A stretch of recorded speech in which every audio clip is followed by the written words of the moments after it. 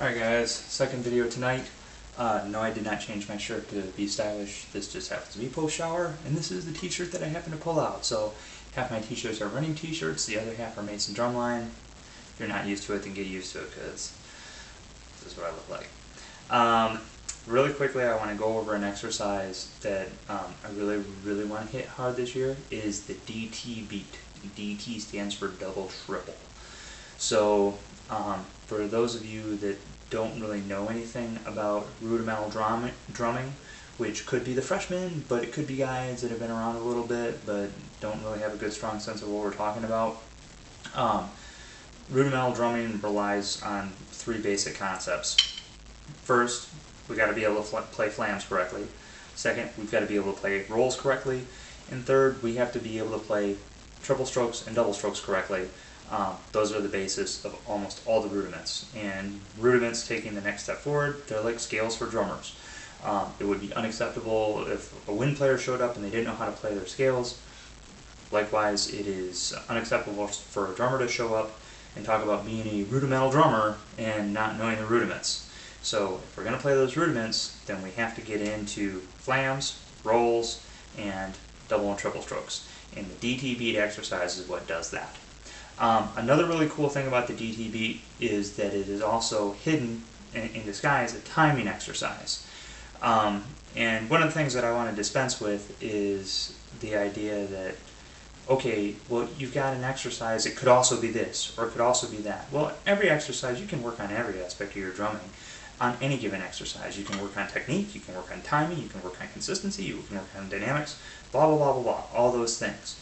But the way those exercises are structured is to emphasize a particular trait. DT beat, primarily, you can do your timing, you can do, or your dynamics and your technique and all those sort of things. But it is structured around A, playing double strokes and triple strokes, and B, doing timing. So let me just run through it. From a timing perspective, drummers have an advantage in that we can actually vocalize the beat, and that's something that wind players can't do because they're busy blowing. So it's really helpful getting your mind around this beat by starting to talk about the partials. And when I'm talking about partials, I'm talking about the subdivision beneath the beat. We're all familiar with 1, 2, 3, 4 being the quarter note in a 4/4 measure. An eighth note would be counted as 1 and 2 and 3 and 4 and a 16th note would be 1 E and a 2 E and a 3 E and a 4 E and a, or even slower, the partials are 1 E and a 2 E and a 3 E and a 4 E and a. So when we go into this exercise, we're going to sing out the partials that count. So in the first part of the exercise, the very first beat is 1 and a. 1 and a. 1 and a. Okay? And that leads into the second beat. 1 and a, 2 and a. 1 and a, 2 and a. Okay? And the first beat is the most difficult beat in the entire piece because you start out 1 and a 2. And the 2 is a higher beat. It's an accented beat. Going from soft, soft, loud is actually a very difficult thing to do at speed. And I would bet that there's hours, if not hundreds of hours on YouTube on how to do that. People can write books on the technique. There's a whole school of thought on how to execute that particular stroke. But for us, all you need to know is, as you practice and you're more dedicated to learning this, you will start to discover the nuance of that stroke to go soft, soft, soft, loud, and to make that lift at speed. Okay? And there are some other signposts, and I'll help you when we get there. So that's the hardest beat of the piece. So once we get to 2, really you're home free. 1 and a 2 and a E and 4 and a 1. Okay? So if we sing those partials out again, 1 and a 2 and a E and 4 and a 1. Okay? A little bit faster. 1 and a 2 and a E and 4 and a 1. Okay, I'm not singing 3 because 3 is a rest, but I'm clicking it off with my little metronome here. 1 and a 2 and a E and 4 and a 1. Okay? Next measure repeats. 1 and a 2 and a E and 4 and a 1 and a 2 and a E and 4 and a 1. Okay. with the drumsticks. 1, 2, ready, go. No, that's way too fast. I'm counting out the 8 notes. 1, 2, 1, 2, ready, go. And 1 and a 2 and a E and 4 and a 1 and a 2 and a E and 4 and a 1 and a 2 and a E and 4 and a 1 and a 2 and a E and 4 and a 1. Okay, now I'm not looking in front of a mirror, so I can't evaluate my own technique.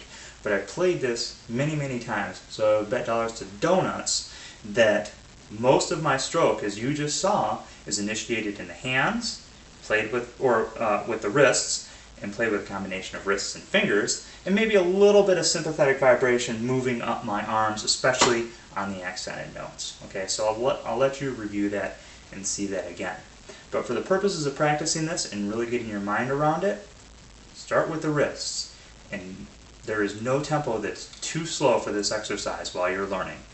1 and a 2 and a E and 4 and a 1 and a 2 and a E and 4 and a 1. Okay? Everything in this exercise for a snare drummer is played with double stops, 2 strokes at the same time. The trick on that is those 2 beats should pop, should always hit at the same time, so you can evaluate one hand against the other. You can also look in a mirror to watch your stick heights, and then that mirror should be split right down the middle. Your technique on the right hand should match up with the technique on the left. And if you're curious about technique, watch the other video. So that is the first half of that exercise. Second half of the exercise is some more repeat measures. The actual subdivisions are exactly the same. They're just moved over a little bit, so it changes up the groove. 1 and a E and 3 and a 4 and a 1 and a E and 3 and a 4 and a 1 and a E and 3 and a 4 and a 1 and a E and 3 and a 4 and a 1. Okay, and that big accent on the 3, that's kind of cool sounding, but it's all on its own. So it's actually not a difficult stroke to play from a technical standpoint. It just sounds big and cool because of its placement, but it's actually standing out there all on its own. 1 and a E and 3 and a 4 and a 1 and a E and 3 and a 4 and a 1 and a E and 3 and a 4 and a 1 and a E and 3 and a 4 and a 1. Okay?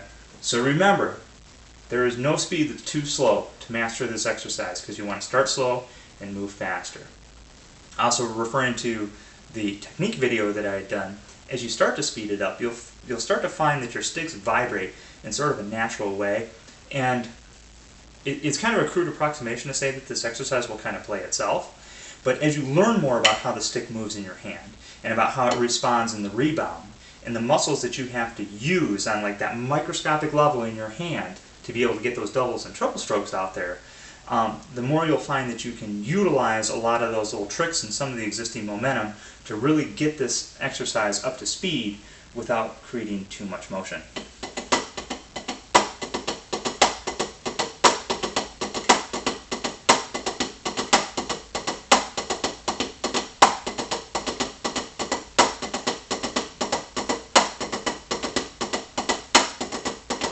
So, there you go.